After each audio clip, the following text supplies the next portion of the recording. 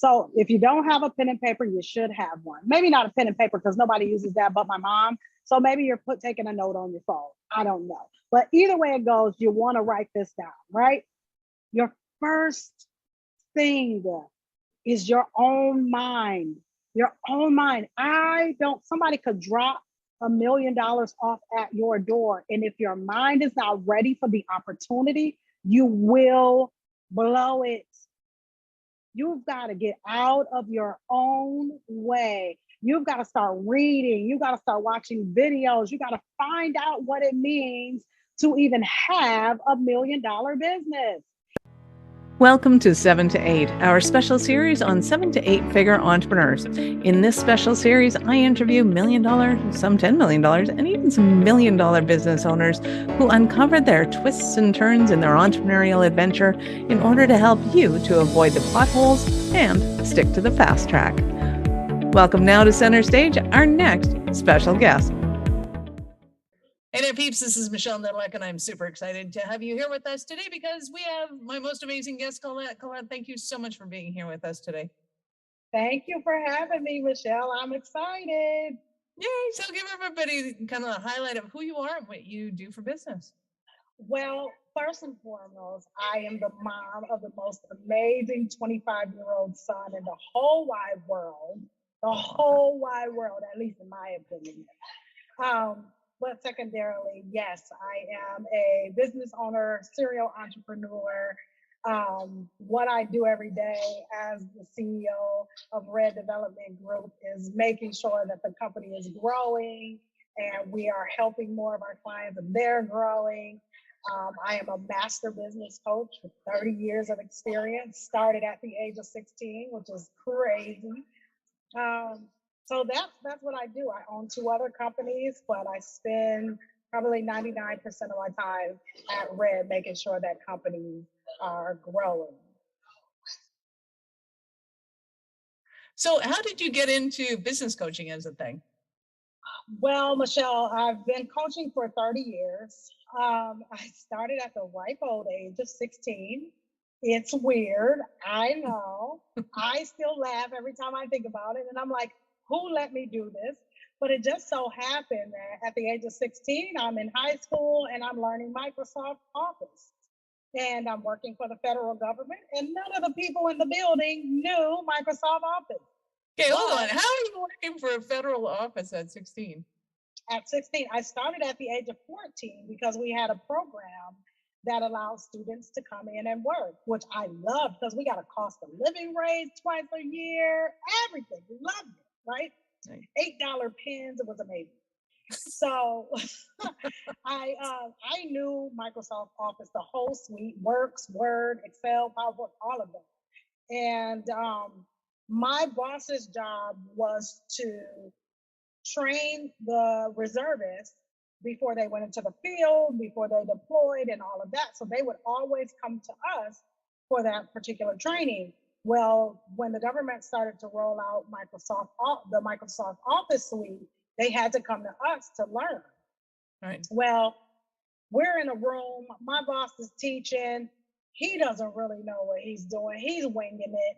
And I'm sitting in the back because remember, there wasn't a mouse for a computer. There were no clickers. So I was the clicker, right? And so he's telling them, yeah, this is how you do it.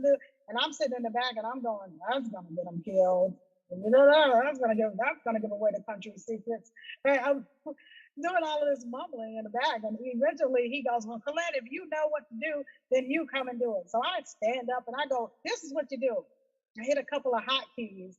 And the whole room is all white-haired, white men, old, they're colonels and everything.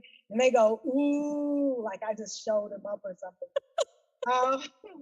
And so eventually he would start to go, okay, Collette, are we doing this the best way? And then he started going, okay, Collette, teaching. So, and then once I got to that place, because at that point I was master certified by Microsoft in their product. And I would teach, and then they would fly them in from all over the world to come and sit down with me to help tell them how to deploy this in their teams, how to best use it, where to use it, when to use it, how to make sure they are keeping the country's secrets safe, all of that kind of stuff. So that's how I started. That is crazy awesome. That is so much fun. So now in your practice, who do you serve and support? Like who comes to you the most and who's your ideal? So our ideal client are growing small to mid-sized businesses. And typically those businesses, they're making money, but they need to make more money. Normally they're making money, but they have no profit margin or they have very, very low profit margin. And so although like Twitter, famously, companies been around for quite some time now, but they've never been in the green. They've never really made any money. They've only ever been in the red. So when our companies get to us, they're much like that. Like we've been making money. We're selling stuff, but we're not making any profit. And then our clients come to us because their workforce. We don't have enough workforce to help us continue to move the company forward, and we're busting at the seams, and it's starting to kill us. Our company is starting to slow or die. Parts of our company are dying off because we don't have the workforce, or that executive comes to us because they have been working their hind parts off and they don't know how to get out. They don't know how to not do everything and do the things that they should be doing because they haven't established that trust or they don't have sufficient processes and procedures in place. Nice. Well, it sounds like you do a lot of emergency work. So at what point might somebody be thinking, oh, it's too late for me? And you're going, no, it's not. We can totally fix this. You know, I never get that it's too late. I always get that it's too early. We always get, well, I got to figure this out first. I'm like, and so how long have you been trying to figure it out? You haven't, and you're not gonna. So that's why you hire us, so we can tell you what to do. We don't need to figure it out. We already know what to do. So we'll tell you what to do. In the instance where we get a couple of it's too late, it's like we're gonna have to close the door. Like, we just got a new client, and they're like, listen, our owner is the primary investor, and he's like, look, I don't want to give you guys any more money. And they're like, we don't know what else to do. And so typically that's where we are. And normally those are going to be tech companies. Mm-hmm. Crazy. And so sad to see. And so what are some of typically the mistakes that the business owners are making that you guys can come in and help with? Yeah. One of the biggest, the first thing, let me start by telling you how we help these companies. Yeah. The first thing we're going to do is evaluate the company. We need to know where it is. And 9 times out of 10, if you talk to executives or if you talk to business owners or founders, they really cannot give you a solid understanding of where that business is right now. They can guess some things, right? But if you ask 3 consecutive questions, you'll find out pretty quickly that, they don't really have a good grasp on where this company is. So that's the first thing we're going to do. Before we start making any suggestions, we're going to evaluate the company. We want to see what capacity that company is functioning at. Because 9 times out of 10, that executive is going, I'm working my tail off here. I'm working 98% of my time. But when we measure capacity, they might be at 23%. It's like, okay, so these 2 numbers don't match. And then we're looking at how are your decision makers making decisions inside your company, right? Because maybe it's the decision makers that are holding you back, or it's the decision makers that are causing your company to bleed its resources. And then we're going to look at where are the strengths on your team and where are the weaknesses. And we look at strengths and weaknesses a little bit different. Most of the time you're going to look and go, okay, here's your strengths, yay, hooray. Here's your weaknesses, we're going to need you to do better. That's not how we look at it. We look at here's your strengths, here's your weaknesses.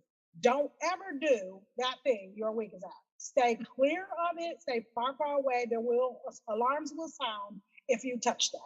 But what you are really great at, we want you to lean into it as much as you possibly can. Here's how you can do that.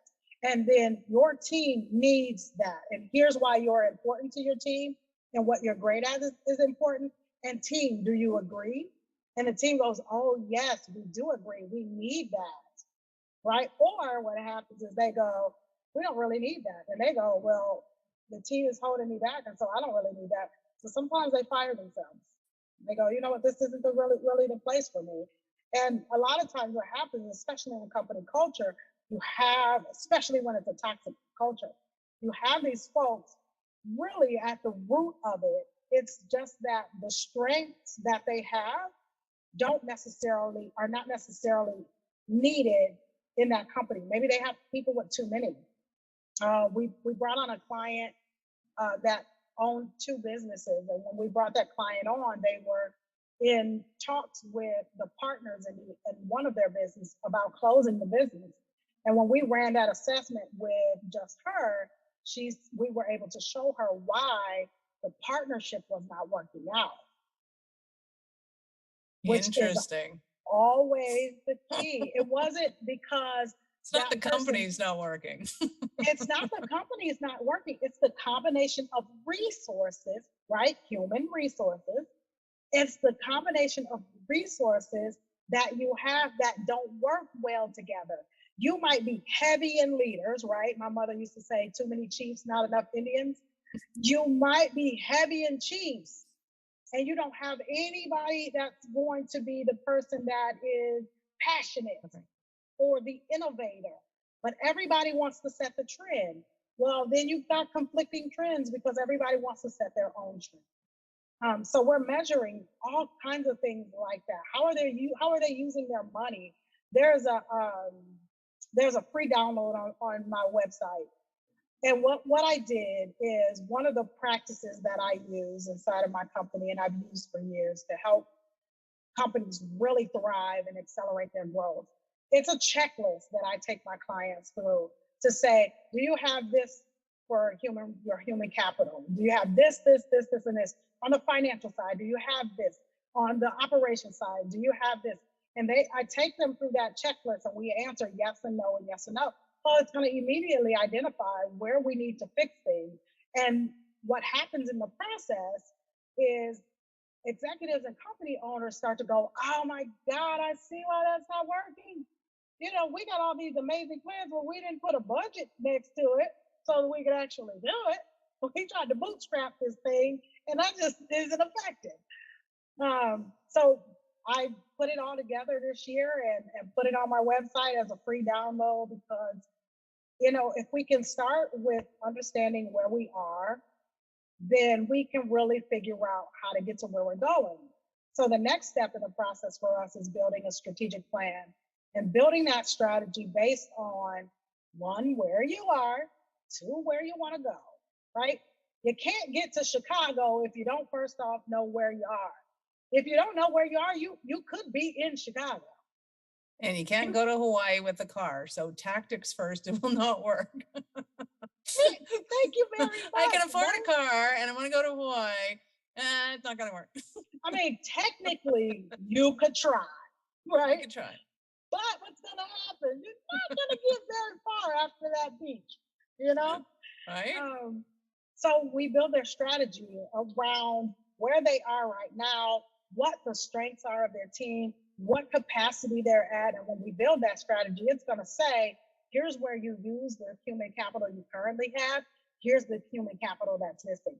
Here's where you don't need to use human capital, but you need to inject technology.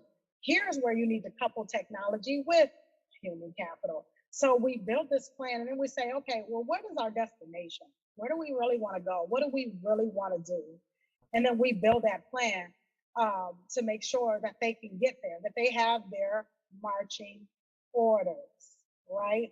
When our military goes on a mission anywhere, they know how many soldiers, how many uniforms, how many boots, how many bullets, how many guns, how many tanks, how much food. They know all of that. Well, business owners, if we know that, then we can move forward with confidence, and we can move forward effectively. Now, let me tell you, that does not mean that by the time we get to the land where we're going to conquer this mission, that some things might not change. Because some things are probably gonna change.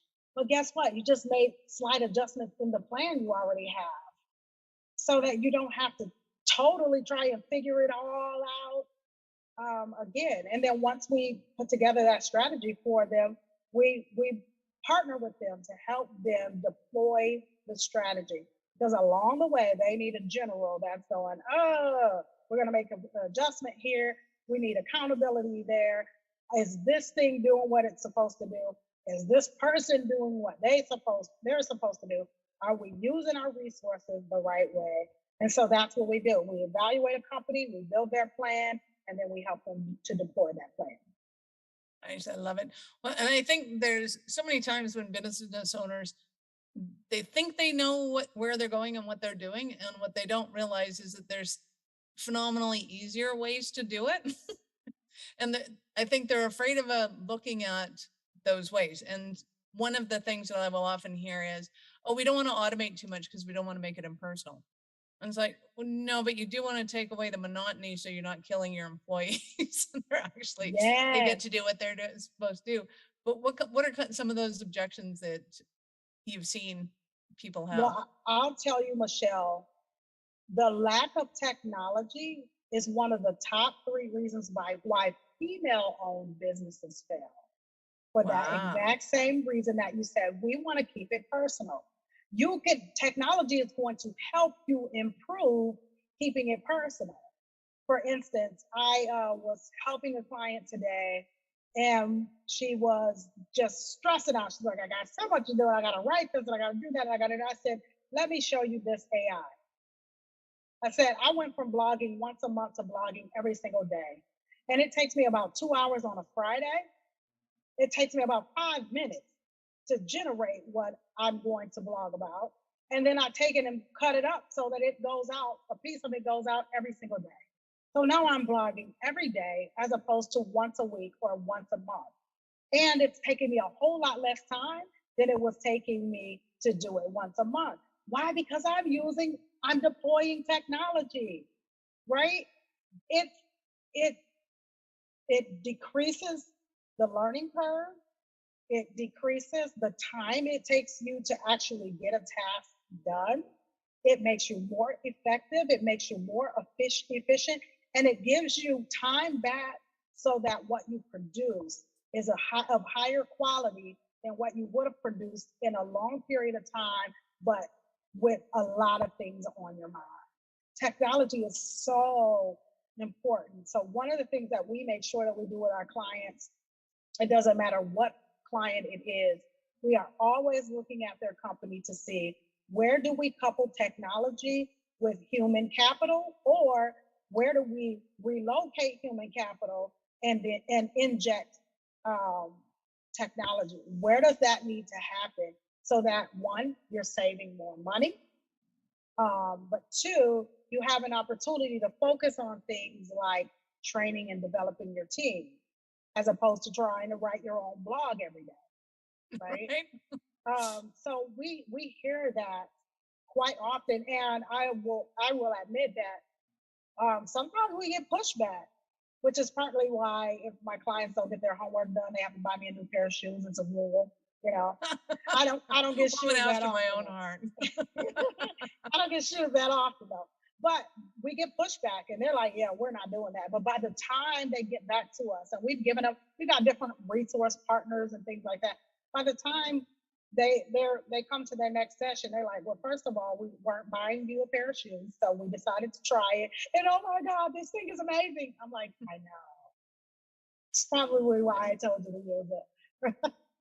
Well, and I think it's funny because a lot of businesses don't realize, and I will often say, would it be a better use of your time to go and do this thing over and over again and don't do it manually? Or would it be a better use of your time to go and take a master class in something? They're like, well, the master class. I'm like, well, then stop doing the thing you're doing. You know how to do it. Everybody knows how to do it, and nobody's time is worth that. So stop. And go and plug in your calendar that with that half an hour that you no longer have to do that thing, that you're going to go and learn something. And that can make the biggest difference in a business. One, it makes people happy. Two, it gives them some direction. They know that they're learning something, they're growing, and they know they're not going to get in crap if the manager walks in and they see them watching, YouTube videos on something. It's like, no, that's your job. That's what you're. Exactly. My team is required to do 2 hours of training every Friday. One of the things I tell people is we understand if our 5 or 6 year old, I live in Texas. So, at 5 or 6, you're playing football or basketball or something. Sports is really big. So if you're 5 or 6 year old, you're not going to take them out to the field, see a team playing and say, kid, go get it. That's not what you're going to do. You're going to go find a coach. Why? Because your kid needs to understand the fundamentals. They need to understand the rules of the game. They need to know what kind of ball, right? If you take your 5-year-old and you put them out in the field and say, go play football, and there's an array of balls, they don't know what ball you're talking about. Somebody's got to teach them what ball it is. What are the rules? What's a field goal, right? Is your kid trying to slam dunk the football? We would never do that. Go stand in front of that baseball player that's pitching at 90 miles an hour. Yes, you're gonna get that block knocked off, right? Because we didn't hire a coach. Business owners get their block knocked off every day because for whatever reason, we think we don't need a coach. Michael Jordan needed one, Magic Johnson needed one, Kobe Bryant needed one, so did LeBron James. Not only did they need one, they all had multiple coaches on their team and outside of their team that they hired to condition them, to train them, to show them the shortcuts.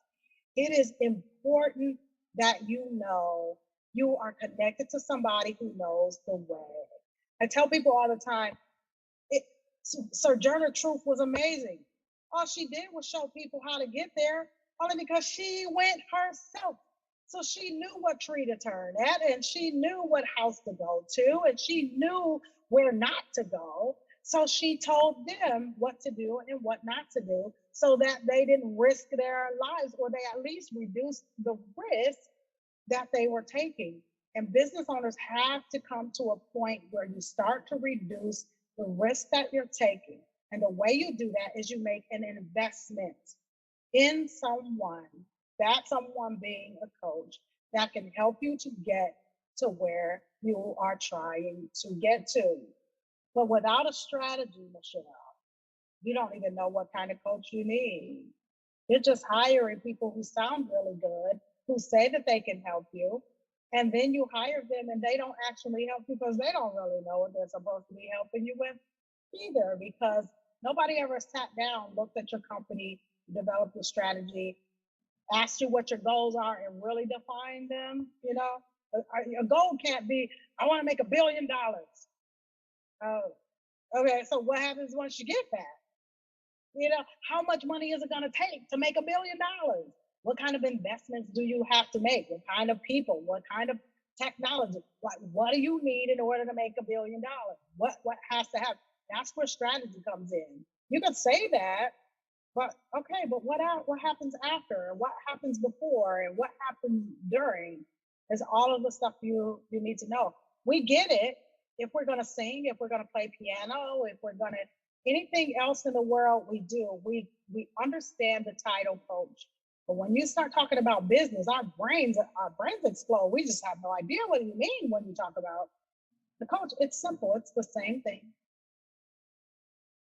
I love it. So, and when it comes to building $1 million business, so say the listeners, I'm assuming right now listening, are at the point where they're going, either I want to build $1 million, I want to build 10 million, whatever it is. They've got huge aspirations that feel out of range at this point. Let's put it that way. What kind of things can they start to do to make it within range, to make it a realistic goal, an achievable goal, and that they're doing something that helps them to get in that direction? So if you don't have a pen and paper, you should have one. Maybe not a pen and paper because nobody uses that but my mom. So maybe you're taking a note on your phone. I don't know. But either way it goes, you want to write this down, right? Your first thing is your own mind. Your own mind. Somebody could drop $1 million off at your door. And if your mind is not ready for the opportunity, you will blow it. You've got to get out of your own way. You've got to start reading. You've got to start watching videos. You got to find out what it means to even have $1 million business. It takes the same effort to make 1 million as it does to make 100,000. But if your mind doesn't change, right? If it takes you hiring a coach to make $1 million, it probably takes you to hire a coach to make $500,000. Either way it goes, you got to do that step. Now, it might cost you more to from one to the next, but the step is still the same, right? First things first, you gotta tackle what's in your mind. First thing. Secondarily, you gotta figure out what if you got this $1 million, what are you gonna do with it? Like, you should have that written down somewhere. And is this $1 million in revenue, or is this $1 million in profit? You gotta decide. What do you really want? Because if you just say $1 million, what does that mean? I tell my clients all the time, we have a conscious mind and a subconscious mind. Research shows that your subconscious mind is stronger than your conscious mind. Your subconscious mind is driving all of the time. Your subconscious mind is it's blue and butterflies and colorful, and there's Skittles there, because I love those things. But in your subconscious mind, it is black and white. It is your grandfather. Staunch and black and white, period. There are no gray areas, right? There's no in between. There either is or there is not, period.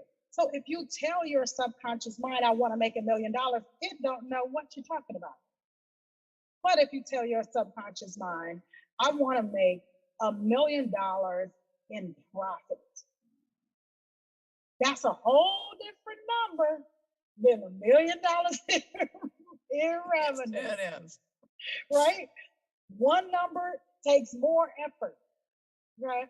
So first thing first, fix your own mind. Get out of your old, if you want to make $1 million, the old money habits and things like that they taught us about, make sure your bank account has a year's worth of expenses. No, you need that capital. You got to take that money and invest it and make that money make more money. I don't know, because you want to make $1 million, right? So fix your own mind first. Second, you have got to make sure that you've defined it clearly. You've written it down. You're looking at it all the time. If you were to come to my house, you would see all the mirrors have sticky notes and writing and all kinds of stuff all over it. If you look at my laptop bag, there's so many sticky notes in there. It's absolutely absurd. I probably have a real addiction. They just don't have a place to send me, right? Because I am keeping things in front of me all the time. And once you defined it, then it's like, okay, let me go figure out what this even looks like. Who do I know who has had some experience with this? And if you can't find people that you know, then let me get on YouTube University. I'm a woman with 6 degrees, and the best university I ever went to was YouTube. I'm just saying, right? Get on YouTube University and do a search. Get on Google and search. Go find the people that you admire the most, that you know have made $1 million, and listen to them over and over and over again. And I promise you, you will pick up at minimum 3 things that are consistent. And those are the breadcrumbs. Those are the things you need. Invest in yourself, right? It's not what you know, it's who you know. We've heard that all the time, except then I went to college, spent 20 years, got 6 degrees. And then I learned it's not what you know, girl, it's who you know. I was like, well, why didn't anybody tell me this $200,000 ago? Right? Right? That would have made it a whole lot simpler. I could have saved 20 years of my whole life, right? But they did tell us, but my own mind, right? I was stuck in what my family told me, what my teachers told me. I had to step away from all of that and say, okay, wait a minute. Does that really make sense? And if not, let me go listen to some people who have done what I want to do. Or let me go hire somebody who's done what I want to do so they can shorten my learning curve and help me to get there a lot faster. So your own mind. Number two, be clear. Be clear about what your goal is, right? I, I want to be financially free. What does that mean? Right? Right. That's conscious mind stuff. I need subconscious mind. Tell me what that looks like for you. Because it might look different for you than it looks for me, right? Then number three, make sure you got some examples. Somebody's mentoring you and teaching you and coaching you. Find that. If you do those three things, it's almost impossible not to get there. And guess what? I'm gonna give you a bonus. The bonus, massive action. Massive action. You have to know. I don't care how good your close rate is. If your close rate is 65%, always act like your close rate is 10%. What does that mean, Collette? That means if you got 100 people listening to you, you'll get to sell something to 10 of them. That's your close rate, right? If your close rate is 65%, but you always act like it's 10%, you will likely always hit that 65. You might do better because you're always pushing to get better and to do more. And you know that if I want to get 65% of this room, right? If I want to get 65 people, then what that means is if I want to get, let's say I want to get 60 people. Well, if I can close 10%, and that's my mindset, then I got to talk to 600 people to get 60, right? But if you think, well, I got a 65% close rate, so I only got to talk to 100 people to get, no. Remember, we're growing, so I said massive action.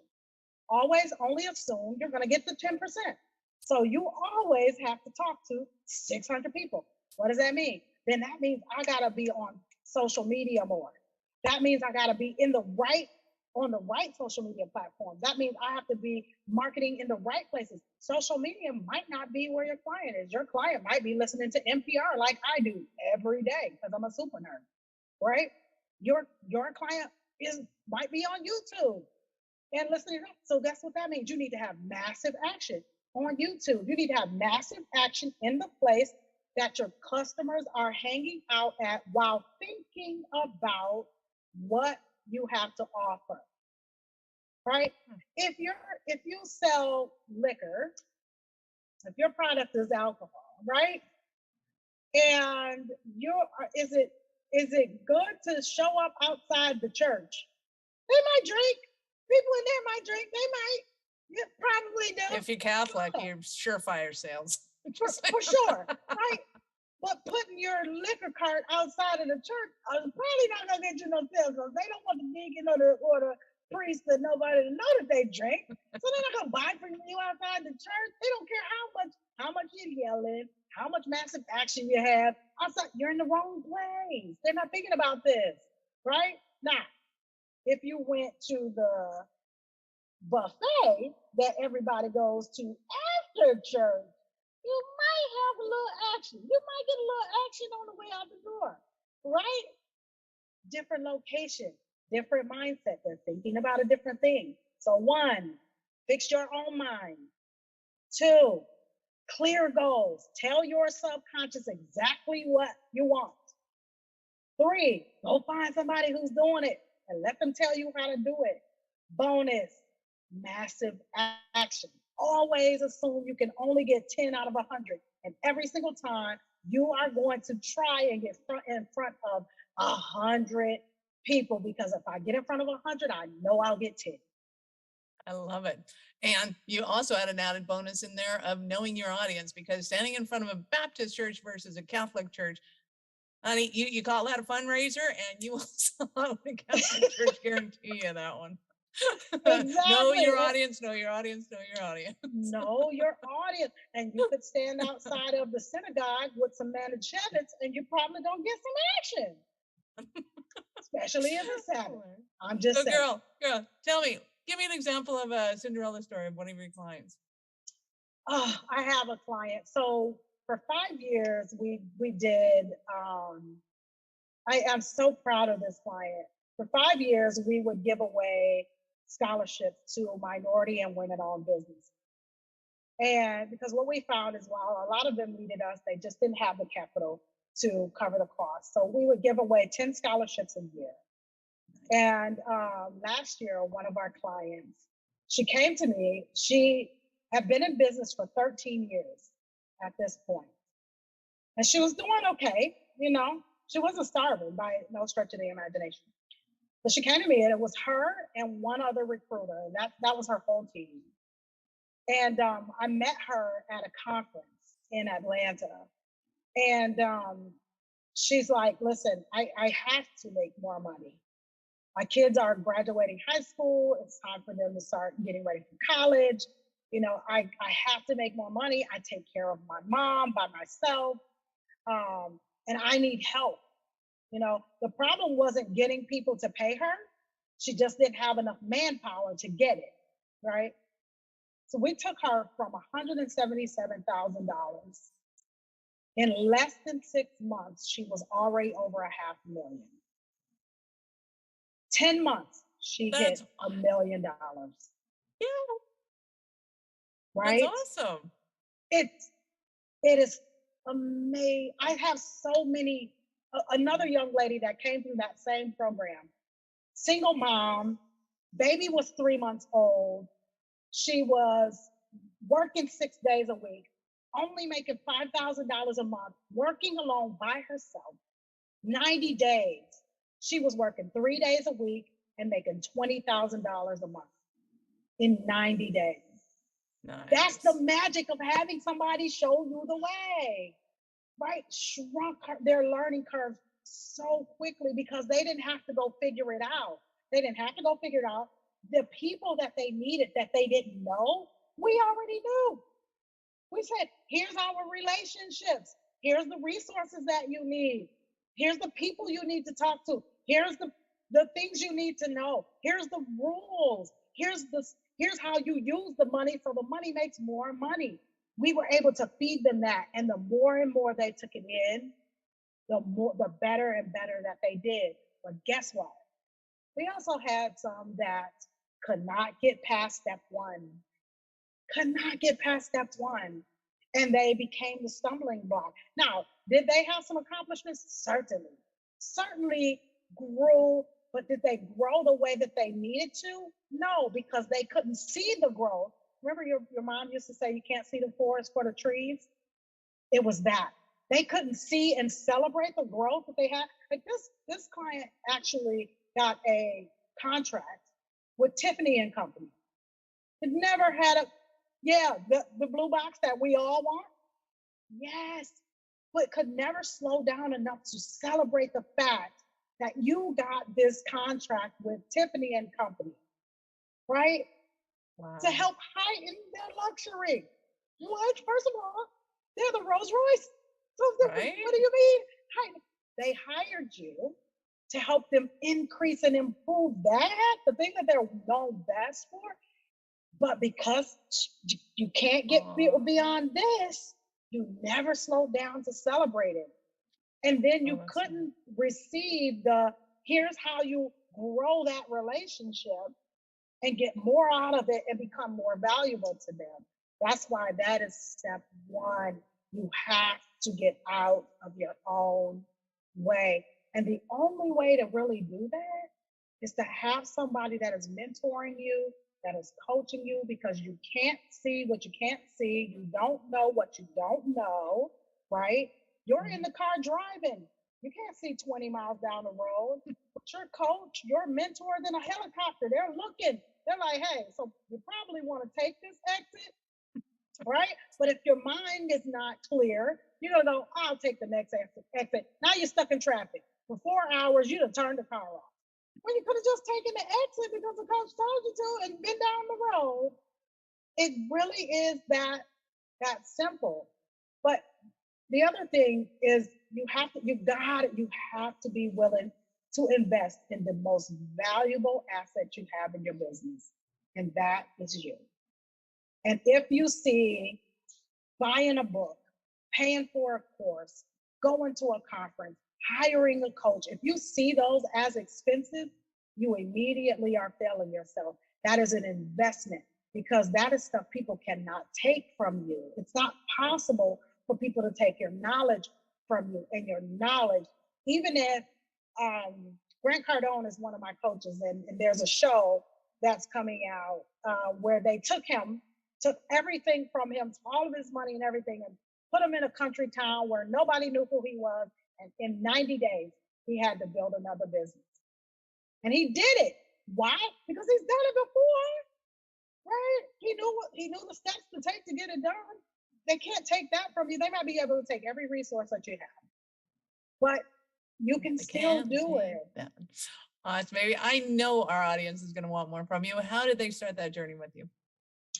They can always go to reddevelopmentgroup.com. We are on Instagram and LinkedIn. I'm always posting good, funny stuff too. But it's funny stuff. But when you read it, you're like, "Ooh, I probably didn't do it, and I should. Let me go do it now, right?" And if you're not recognizing yourself in it, you're probably not really paying enough attention. You should probably stop the distractions, listen to it again, and go, "Oh yeah, she's talking to me." I'm just saying. I'm just so a lot of times it says, "I'm just saying." You don't have to do it, but you probably should. That's all. Awesome. And you had an awesome opt-in for us, a gift of sorts. I do. So if you go to my website, if you go to reddevelopmentgroup.com, you can download the CEOs Finish Strong. It is the checklist. It is the magical checklist that I use with all kinds of companies. I've used it with large Fortune 50 companies. I've used it with mom and pop shops, and I've helped every one of them grow using this checklist. That checklist can also help you identify who you need on your team.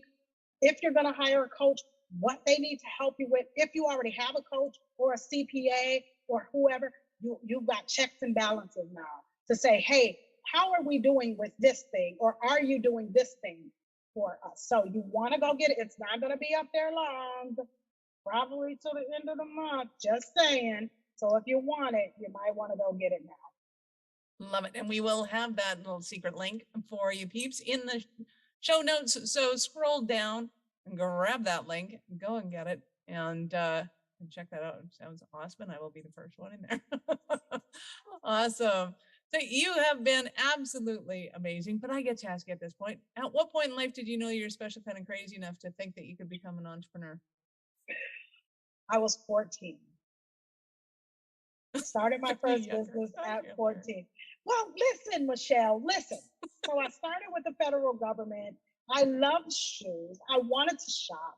But the real story is my family was not, I'm a young girl. I'm a girl who, I'm still a young girl. I don't care what they say. I'm the cutest 45-year-old they've ever seen.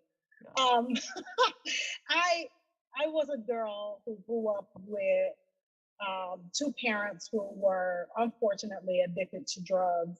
And I had two sisters, and I had four nieces, and I had to do something different. I knew that something different had to happen, and I needed to make sure that my life changed, because if I could make my life change, I could make their life change. And so at 14, I started my first business out of necessity, because we needed to eat and we needed to have clothes in cold Michigan and a coat and shoes. But my family were all entrepreneurs. So this has been part of my life, my whole life. I got derailed by 20 years of college when I got back on track. Nice. I love that. Recovering student. That's awesome. You have been absolutely awesome. Any last words for our peeps? The last word, you can do anything. Anything you say you can do. Anything you tell yourself you can do, you're 100% right. Anything you tell yourself you can't do, you are 100% right. You get to decide every day what your world and your journey looks like. Make it a good one. Thanks. I love it. Thank you so much for your time. I appreciate it, and I know how valuable it is. Thank you, Michelle. This has been fun. Awesome. Peeps, thank you for being here with us today. Be sure to subscribe to the show and share it with your friends. We love helping entrepreneurs grow. Thank you for listening to 7 to 8. If you're interested in upping your speaking game, be sure to connect with our guests with the links in the show notes, and connect with me to see how we can help you get your tech done for you and help your speaking dreams come true.